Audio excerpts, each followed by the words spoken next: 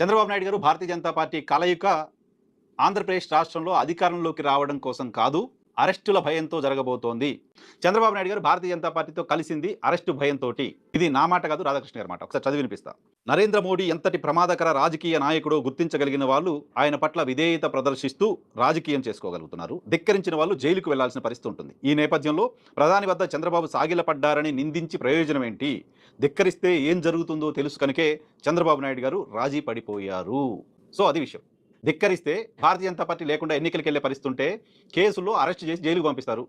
ఉదాహరణకి కేజ్రీవాల్.